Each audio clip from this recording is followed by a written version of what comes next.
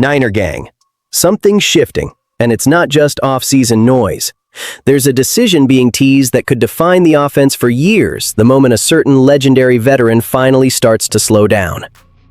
There's talk about a star safety that would instantly change the way teams attack us if the price doesn't split the faithful in half. Then you've got pass rush ideas that feel like a movie script, except the risk is real. And on top of all that, trade scenarios are being floated involving the QB2 and a wideout situation that's turned into a full-on soap opera. One detail ties all of it together, and I'm circling back to it at the end, so stay with me. You know that feeling when the 49ers seem like they're always one step ahead, and then one reality check hits you? Time is undefeated? That's where we're at. This is one of those dilemmas that sounds simple until you realize it can decide an era. Do you protect the present with urgency, or do you build the future with patience? Because there's a cornerstone on this offense who's still playing at an elite level, but nobody outruns the calendar. In Gennaro Felice's first 2026 mock draft on NFL.com, he has San Francisco taking Georgia offensive tackle Monroe Freeling at number 27 overall. And let's be honest, this is basically a life after Trent Williams pick. Trent turns 38 before the 2026 season. He's still one of the best linemen in football, still bullying edge rushers like it's nothing, but we've already seen what happens when he's not out there.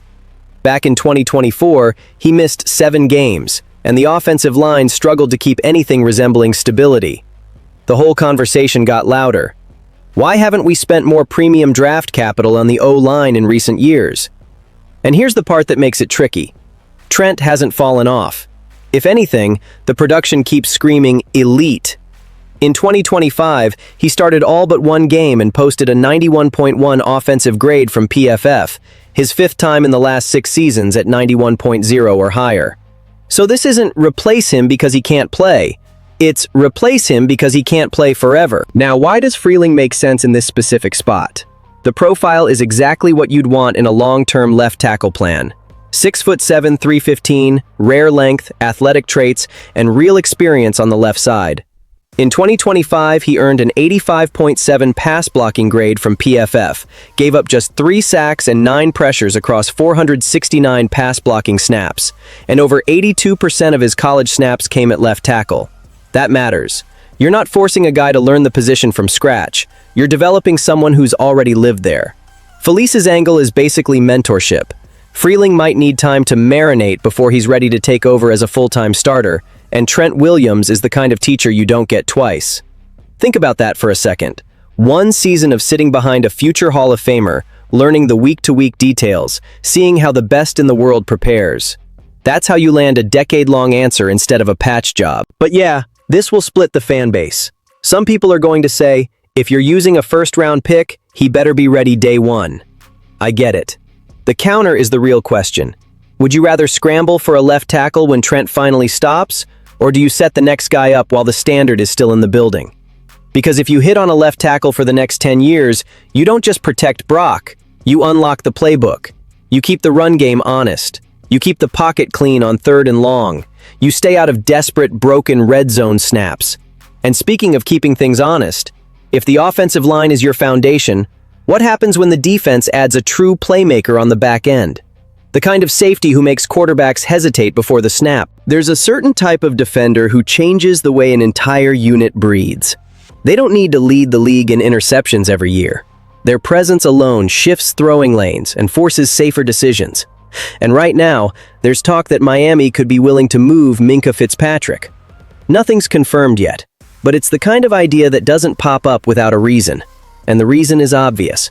San Francisco could use help at safety. Minkah is 29, a 5-time Pro Bowler, a 3-time All-Pro, and he's got 21 career interceptions. At his best, he's one of the top playmakers at the position. Now, 2025 wasn't his sharpest year. He played 14 games, had 1 interception, and finished with 82 tackles. Solid, not dominant. That's where the debate starts, because you're balancing reputation, track record, and what he is right now. But look at the 49ers' pass defense last season. We had different combinations of Malik Mustafa, Jair Brown, Marcus Sigel, and Jason Pinnock. There were stretches of good football. There were flashes. but not enough consistency to make anyone feel comfortable heading into 2026. And you can feel what's missing. That impact player, that game tilts because he's on the field presence, the kind of energy Talanoa Hufanga used to bring at his peak, with big hits and timely picks. So here's the tension. Is Minkah worth it if he's not the same Minkah every snap? Maybe he doesn't need to be. Maybe he just needs to be better than what you've had, more reliable, more decisive, more dangerous when the ball's in the air. And the truth is, a safety looks a lot better when the pass rush is actually getting home. Coverage and pressure are married, always have been. Then comes the cost. What would Miami want?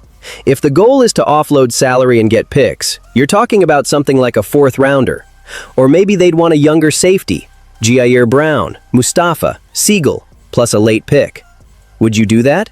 Would you move a young piece for a veteran who might be trending toward the back half of his prime? And don't ignore the money.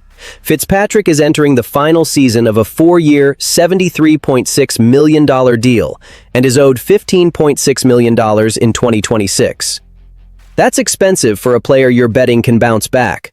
But here's the thing. The status quo might not be enough. If the defense wants to get feared again, some risk might be necessary.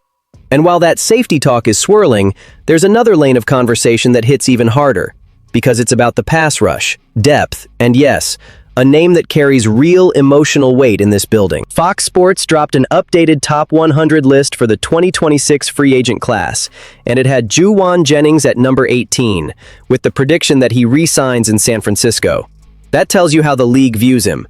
Jennings isn't just a box score guy. He's physical. He blocks. He wins in traffic. He's the type of receiver you want when the game gets ugly, when you need a contested catch, when you need someone to fight through contact, when you need toughness to show up on third down. Keeping him would be continuity. It would be identity. But the bigger theme was clear. After a year where the 49ers struggled to generate pressure, the expectation is that San Francisco adds multiple edge players.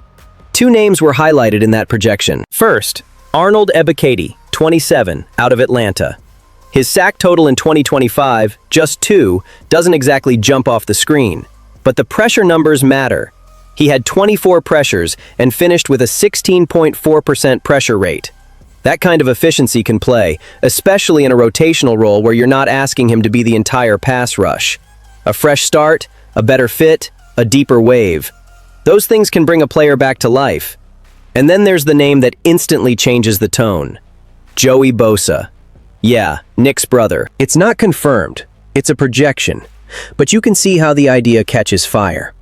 Even with only 5 sacks in his first healthy season in Buffalo, Joey led the NFL with 5 forced fumbles. He had 52 pressures and 10 tackles for loss. That disruption is real. The question, of course, is durability and late-season effectiveness. The same projection points out that his pressure rate was strong early, 17.5% in weeks 1 through 9, then dipped to 6.3% in the second half after injuries, including a hamstring issue in week 14. So you're not just signing a name, you're signing a risk profile. Still, look at what happened to this defense in 2025. San Francisco finished with 20 sacks, league low. That doesn't even look like a 49ers stat. That's not who this team is supposed to be. This franchise's best defenses win with waves, relentless pressure, rotation, fresh legs, constant heat. Adding depth, stacking more pass rushers, rebuilding that wave. That's how you get back to that you can't breathe identity. And there's another layer. Adding depth buys time for Nick Bosa and Mikael Williams to recover from season-ending injuries and get back into form. So let me ask you, would you be in on these 2 signings, even knowing the risks, if it meant the pass rush could actually look like San Francisco again? Now, while some fans are dreaming about who could arrive, there's another conversation happening that's just as important. Who could be moved? And the proposals being floated touch 3 hot-button names, Mac Jones twice and Brandon Ayuk once. Bleacher Report's Alex Ballentine laid out 1 trade idea for each team, and 3 of them involve the 49ers. The first scenario sends Mac Jones to the Minnesota Vikings for future draft capital. A 2026 third-round pick, number 82, plus a 2027 conditional pick that starts as a 4th and could escalate to a 2nd based on snaps and performance. The logic is Minnesota wanting insurance behind J.J. McCarthy. For San Francisco, it's simple. You'd be turning a backup quarterback into real assets. But it's not that clean emotionally, because Mac mattered when Brock Purdy was out. Ballantyne points to his 5-3 run as a starter during that stretch as proof he can win games and potentially be a reclamation project elsewhere. So here's the decision. Do you cash out that value now, or do you keep the most important insurance policy in football, your QB2? The second proposal is even more interesting for 49ers fans because it targets the biggest weakness, pass rush. This one sends Mac Jones to the Pittsburgh Steelers in exchange for edge rusher Nick Herbig and a late pick. San Francisco would get Herbig plus a 2026 sixth rounder, number 215. Herbig is the kind of name that makes you sit up because he had a breakout year. Ballantyne mentions he led the league in pass rush win rate and had 7.5 sacks, and his 87.3 PFF pass rush grade in 2025 would have led all qualifying 49ers defenders. Over the last 2 seasons, he's got 13 sacks. That's production. That's youth. That's a real answer to a real problem. But again, you're paying with quarterback security. And in a league where a twisted ankle can change your season, that's not a casual choice. Then there's the third proposal, Brandon Aiyuk's market value, specifically a floated landing spot with the New Orleans Saints. The compensation in that scenario is modest, a 2026 sixth-round pick, number 189, and a 2027 conditional day 3 pick based on games played and production. That's not a haul, and it tells you what this is really about. Aiyuk's stock has dipped after the ACL and MCL injury in 2024 and the well-documented contract tension. Ballantyne's angle is that San Francisco may have to decide whether modest compensation is better than an outright release. The Saints' angle is tied to their willingness to gamble in situations like this, and their desire to surround Tyler Show with playmakers. And this is where Faithful will argue hard. Because when Aiyuk is healthy, he's a difference maker. He creates separation. He wins routes clean. He gives you chunk plays and stress on the defense. But you're also looking at health, money, chemistry, and how much patience the locker room has for another chapter of drama.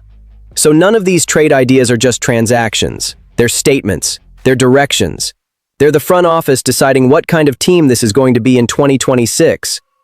Now remember the detail I said ties it all together? Here it is. Every single one of these threads, the possible Trent successor, the Minkah talk, the pass rush projections, the trade scenarios, points to the same truth. The 49ers aren't rebuilding. They're recalibrating for another title window. And that brings us back to the question that matters. Faithful, would you go all in right now, even if it means risk, even if it means tough goodbyes? Or would you play it safer and protect the future? Drop your take in the comments. If you're rocking with the Niners through all of it, hit like and subscribe so you don't miss what's next, because the next move could shape the next decade in Santa Clara.